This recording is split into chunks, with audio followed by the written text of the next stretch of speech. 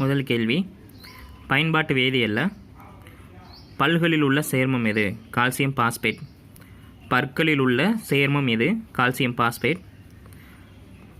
பற்பசை காரத்தன்மை உடையதாக இருக்க காரணம் என்ன? அதாவது பேஸ்ட்டு ஏன் காரத்தன்மையாக இருக்குது, அதுக்கான காரணம் என்னன்னு கேட்குறாங்க. உமிழ் நீரில் உள்ள அமிலத்தன்மையை பற்பசையின் காரத்தன்மை நடுநிலைமையாக்கி பற்சிதைவை குறைக்கிறது. அதாவது என்ன சொல்கிறாங்கன்னா, நம்ம சாப்பிடக்கூடிய பொருட்கள் எல்லாமே அமிலம். அப்போ உமிழ் நீரில் அமிலம் இருக்கும், pH. அப்போ நம்ம இது காரத்தை பயன்படுத்தி தான் அது நடுநிலைமையாக ஆக்க முடியும். அதனால் பற்பசை காரத்தன்மையாக இருக்குது அப்படின்றாங்க. இதன் மூலமாக நமக்கு என்ன நன்மை கிடைக்குதுன்னா, பல் சிதைவு குறைக்கும் அப்படின்றாங்க. முதல் கேள்வி பார்த்திங்கன்னா, பற்களில் உள்ள சேர்மம் எதுனா கால்சியம் பாஸ்பேட்டு. பேஸ்ட் ஏன் காரத்தன்மையாக இருக்குதுன்னு கேட்டாங்கன்னா, உமிழ் நீரில் அமிலத்தன்மை இருக்குது. அதனால் நம்ம ஆப்போசிட்டாக இருக்கக்கூடிய காரத்தன்மையை பயன்படுத்தி நம்மளை பல்லை நடுநிலைமையாக்கி நம்ம பல்லை பாதுகாக்கிறோம் அப்படின்றதான் கண்டென்ட்டு. அப்போ உமிழ்நீரில் உள்ள அமிலத்தன்மையை பற்பசையின் காரத்தன்மையின் மூலம் நடுநிலைமையாக்கி நாம் நம்முடைய பற்சிதைவை குறைக்கலாம், சூத்தப்பல்லை என்ன செய்யலாம், குறைக்கலாம் அப்படின்றாங்க. பற்களில் கடினமான பகுதி எது? எனாமல் எனும் வெண்படலம். பற்களில் கடினமான பகுதி எது? எனாமல் எனும் வெண்படலம்.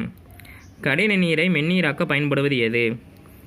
சோடியம் கார்பனேட்,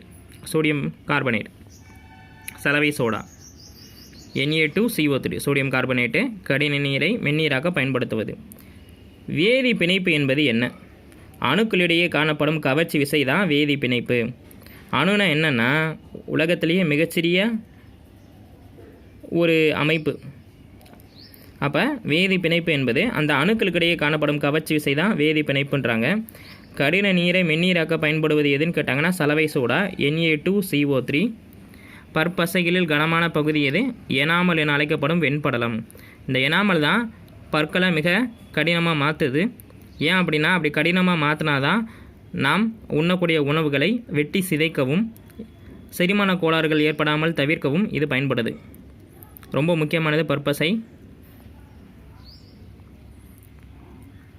பற்பசை கேட்பாங்க. பற்பசை என்னது அப்படின்னா காரம். pH அளவில் 0 முதல் 7 வரைக்கே இருந்துச்சுன்னா அது அமிலம். 7 to 14 இருந்துச்சுன்னா அது காரம்.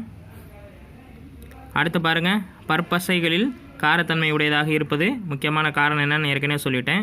இப்போ நம்ம ஆப்பிள் எடுத்திங்கன்னா மாலிக் அமிலம் இருக்கும், தக்காளியில் ஆக்சாலிக் அமிலம் இருக்கும். இப்படி ஒவ்வொரு உணவுப் பொருளையும் ஒவ்வொரு அமிலங்கள் இருக்கும். அப்போ அது உண்ணும் உணவு மூலமாக நமக்கு பற்சிதைவை ஏற்படுத்தும். அதை தடுக்கிறதுக்காக நம்ம காரத்தின் அடிப்படையில் செயல்படக்கூடிய பேஸ்ட்டை பயன்படுத்துகிறோம். அதுதான் இந்த 2ஆம் நம்பர் கேள்வி. அப்போ முதல் கேள்வி, பற்களில் உள்ள சேர்மம் எதுனா கால்சியம் பாஸ்பேட்டு.